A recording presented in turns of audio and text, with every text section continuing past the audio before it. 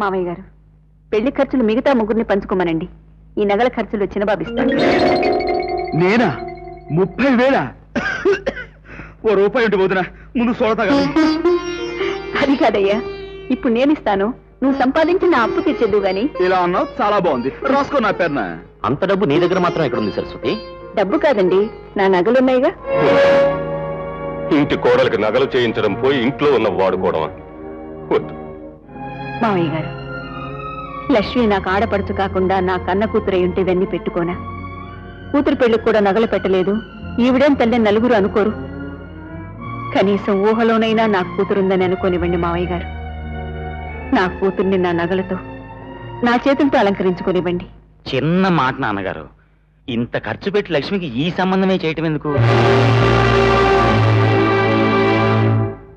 మరే దానికేమైనా వయసు అయిపోయిందా? చిన్నపిల్ల, ఇప్పుడేం తొందర? ఆ మాటే మీరు అడుగుతారా లేదా అని ఇందాకటి నుంచి చూస్తున్నాను. నిజంగానే తొందరపడుతున్నాను. ఎందుకో తెలుసా? నేను లేని ఈ ఇంట్లో దాని పెళ్లి మీరు ఎంత వైభవంగా చేస్తారో నాకు తెలుసు. అందుకే నేనుండగానే దాని మెళ్ళో పసుపు తాడు కట్టించి 4 అక్షంతలు వేద్దామని. చెప్పండి, మీరు ఒక్కొక్కరు ఎంతెంత ఇవ్వగలరు? చెప్పన్నయ్యా, పెద్దవాడు కదా, నువ్వు చెప్పు. పిఎఫ్ మీద అప్పు తీసుకోవచ్చు నాన్నగారు, అది 10,000 కంటే ఎక్కువ రాదు.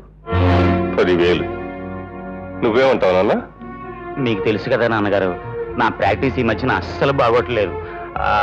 కేసు గెలిచిన వాళ్ళేమో డబ్బులు ఎగ్గొట్టేస్తున్నారు, ఓడిపోయిన వాళ్ళేమో ఇవ్వలేకపోతున్నారు. చెల్లెలి పెళ్లి కాబట్టి ఎంత కష్టపడైనా సరే 3,000 చెప్తాను. 3,000? నువ్వురా? మరే నేను ఇస్తాను నాన్నగారు. మీ ఇద్దరం కడుపు కట్టుకుని కొద్దిగా కూడబెట్టాం, ఓ 5,000. 5 ఎక్కడ, 2 ఉన్నాయి బ్యాంకులో. మరే 2, ఆ 2,000 ఇచ్చేస్తాను. ₹1,00,000 ఖర్చుకి ఎదిగిన కొడుకులు భరించేది 15,000 అన్నమాట. బాగుందిరా. అవి కూడా అక్కర్లేదు, మీ ఖర్చులకు అవసరం ఉంటుందేమో ఉంచుకోండి. మీ డబ్బు పైసా అక్కర్లేదు.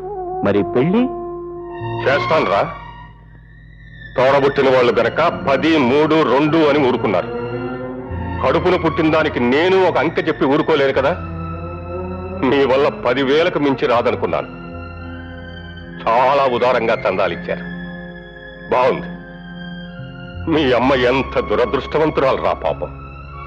ఈ క్షణాలు అది ఉండి ఉంటే కూతురు పెళ్లికి కన్న కొడుకులు వేస్తున్న ముష్టిని చూసి గుండె పగిలేలా సంబరపడిపోయేదిరా. పోలేండి, మీ సహాయం లేకుండానే ఈ పెళ్లి చేయడానికి నేను ఒక నిర్ణయం తీసుకున్నాను. ఏమిటది? ఈ ఇల్లు అమ్మేస్తాను.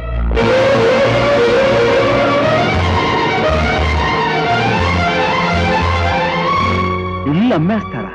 అవును, ఇప్పటికే దీన్ని తాకట్టు పెట్టాను. ఆ మార్వాడికే ఈ ఇల్లు అమ్మి వచ్చిన డబ్బుతో పిల్ల పెళ్లి చేస్తాను. హలో పెళ్లి కూతురా, హై ఇప్పటి నుంచే సిగ్గు. ఇదేమిట్రా, ఎందుకు వస్తున్నావు? నేను పెళ్లి చేసుకోనన్నయ్యా, ఉదయంతో చెప్పు. ఏంటమ్మా, ఏమైంది? నాతో చెప్పు. నాన్న ఇల్లు అమ్మి నా పెళ్లి చేయడం నాకు ఇష్టం లేదన్నయ్యా, నేను పెళ్లి చేసుకోను. అవన్నీ నీకెందుకమ్మా, పెద్దవాళ్ళ మేము ఉన్నాగా, ఊరుకో. ఈ పెళ్లి విషయంలో ఎవరూ పట్టించుకోవటం లేదని పాప మామగారు బాధపడుతున్నారండి. నాన్నగారిని చూస్తుంటే నాకు బాధగానే ఉంది సరస్వతి. కానీ నేనేమిటో, నా సంపాదన ఏమిటో నీకు తెలియదే కాదు. నిజమేననుకోండి, కానీ పెద్ద కొడుకై ఉండి మీరే నిమ్మకు నీరెత్తినట్టు ఊరుకుంటే మిగతా వాళ్ళు అసలు పట్టించుకోరండి. అదే ఏం తోచకుండా ఉంది. పోనీ శాంతను అడిగితే?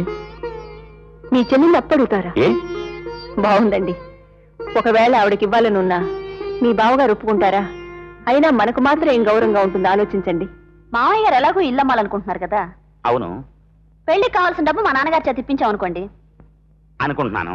ఆ తర్వాత ఆ మార్వాడి అప్పు మనమే వాడి ముఖాన్ని పడేసామనుకోండి, ఈ ఇల్లు మనకే సొంతం అవుతుందిగా. అమ్మని అమ్మ, నువ్వు అసలు రాజకీయాల్లో దిగాల్సిన దానివే. కైకలూరు నియోజకవర్గాన్ని కలకత్తాకి అమ్మేసేదానివి. రాసేయి, ఉత్తరం రాసేయి. రాస్తా.